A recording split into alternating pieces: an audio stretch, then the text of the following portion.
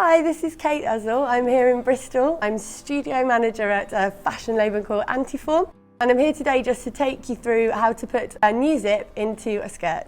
So we've got our invisible zip, which comes up to here. I've got to measure that it's the same length, which is here.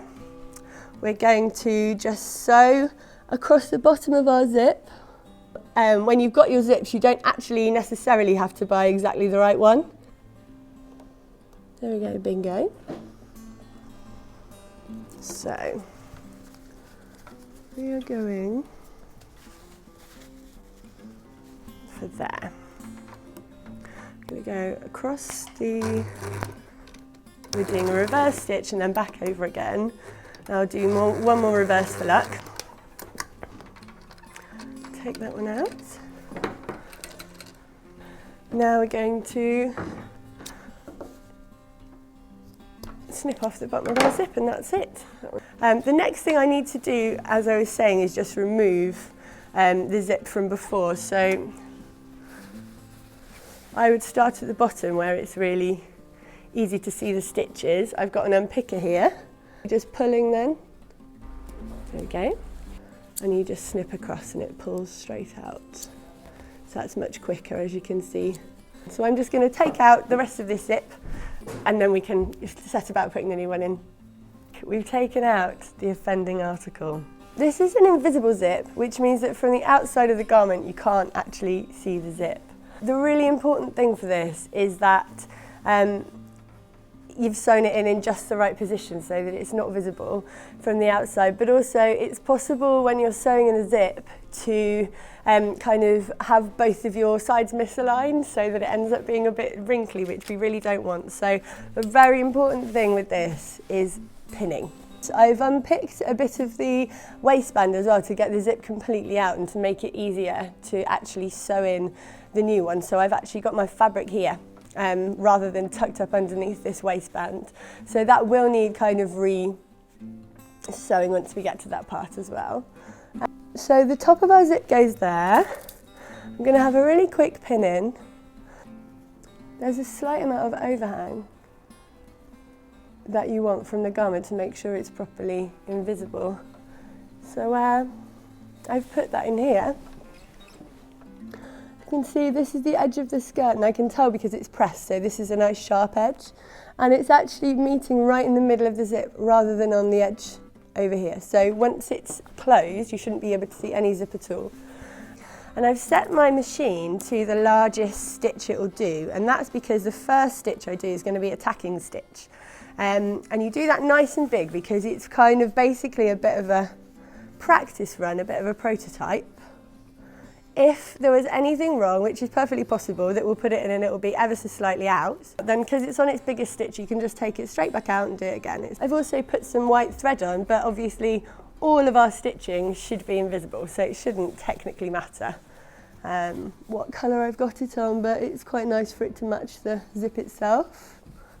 Also, where I was sewing over the zip before, that's because this one's a nice flexible nylon zip. Obviously, if you're doing a different type of zip, and it's got metal teeth or anything like that, if it's a bit more robust, you don't shove it straight through the sewing machine. This technique of being able to chop it off is for these nice nylon zips only. And the tacking stitch can be sort of towards the outer edge of your zip. It's not going to be your last line of stitch, so don't worry about how close in you get it. And I'm not even going to do a reverse stitch on this because it's my tacking stitch.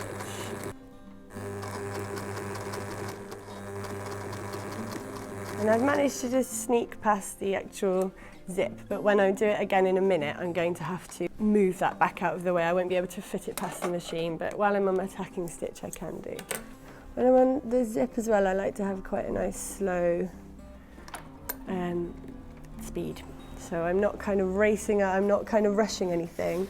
We want to get it in straight so that once it's on the body, it lies really nice and flat. And we're happy with the position of this. We're gonna come right up close to the zip so that we get it in just the right position, then it's invisible when we've got the garment on. Threads behind, okay. Now I'm going to go in Right, so we've got most of our zip in, so we're just going to zoom up the home straight.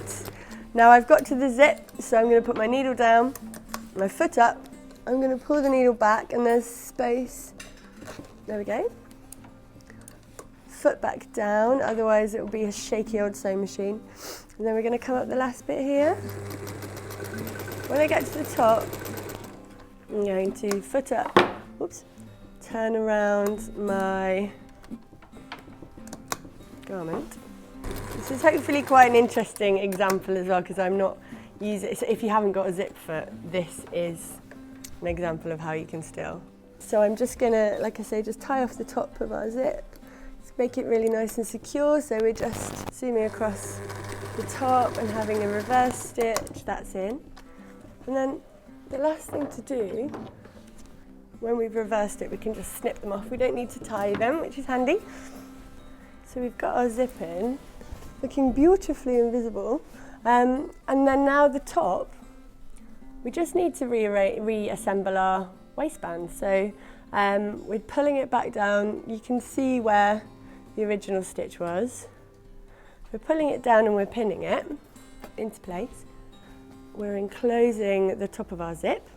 All the pieces nicely fold on top of each other. It's really clear.